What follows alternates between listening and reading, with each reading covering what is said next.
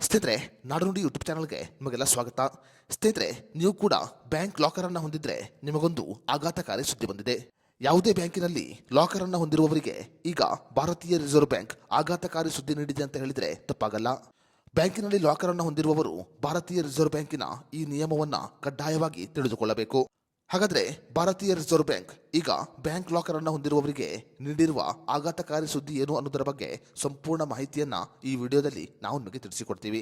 Video ತುಂಬಾ informative ಆಗಿದೆ, ಎಲ್ಲೂ ಸ್ಕಿಪ್ ಮಾಡದೆ ನೋಡಿ. ಹಾಗೂ ಈ ಮಾಹಿತಿಯನ್ನ ಬ್ಯಾಂಕ್ ಲಾಕರ್ ಹೊಂದಿರುವ ಪ್ರತಿಯೊಬ್ಬರಿಗೂ ಶೇರ್ ಮಾಡಿ. ಸ್ನೇಹಿತರೆ, ಮನೆಯಲ್ಲಿ ಚಿನ್ನ ಅಥವಾ ಬೆಲೆ ಬಾಳುವ ವಸ್ತುಗಳನ್ನು ಇಟ್ಟುಕೊಂಡರೆ ಅವುಗಳು ಕಳ್ಳತನವಾಗುವ ಸಾಧ್ಯತೆ ಇರುತ್ತೆ ಅನ್ನುವ ಕಾರಣಕ್ಕೆ ಬ್ಯಾಂಕ್ ಲಾಕರ್ನಲ್ಲಿ ಅವುಗಳನ್ನು ಇಡಲಾಗುತ್ತೆ. ಆದರೆ ಬ್ಯಾಂಕ್ ಲಾಕರ್ ಕೂಡ ಸೇಫ್ ಅಲ್ಲ ಅನ್ನೋದು ಸಾಕಷ್ಟು ಜನರಿಗೆ ಇನ್ನೂ ಕೂಡ ತಿಳಿದಿಲ್ಲ.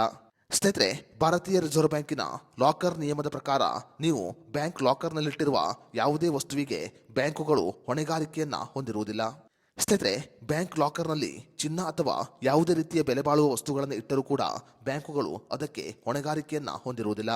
ಒಂದು ವೇಳೆ ಬ್ಯಾಂಕ್ ಸಿಬ್ಬಂದಿಗಳ ನಿರ್ಲಕ್ಷ್ಯದಿಂದ ನೀವು ಇಟ್ಟಿರುವ ವಸ್ತುಗಳು ಕಳವಾದರೆ ನೀವು ಅದಕ್ಕೆ ಪರಿಹಾರವನ್ನು ಪಡೆದುಕೊಳ್ಳಬಹುದು.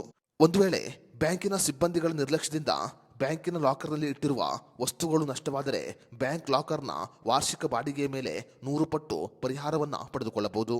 ಒಂದು ವೇಳೆ ಪ್ರವಾಹ, ನೈಸರ್ಗಿಕ ವಿಕೋಪ ಅಥವಾ ಭೂಕಂಪದಿಂದ ಯಾವುದೇ ರೀತಿಯ ನಷ್ಟವಾದರೆ ಬ್ಯಾಂಕುಗಳು ಅದಕ್ಕೆ ಜವಾಬ್ದಾರಿಯನ್ನ ತೆಗೆದುಕೊಳ್ಳುವುದಿಲ್ಲ. ಯಾವುದೇ ಬ್ಯಾಂಕಿನ ಲಾಕರ್ನಲ್ಲಿ ಚಿನ್ನ ಅಥವಾ ಬೆಲೆ ಬಾಳುವ ವಸ್ತುಗಳನ್ನು ಇಡುವ ಮುನ್ನ ಭಾರತೀಯ ರಿಸರ್ವ್ ಬ್ಯಾಂಕಿನ ಈ ನಿಯಮವನ್ನು ತಿಳಿದುಕೊಳ್ಳುವುದು ಅತಿ ಅಗತ್ಯವಾಗಿದೆ.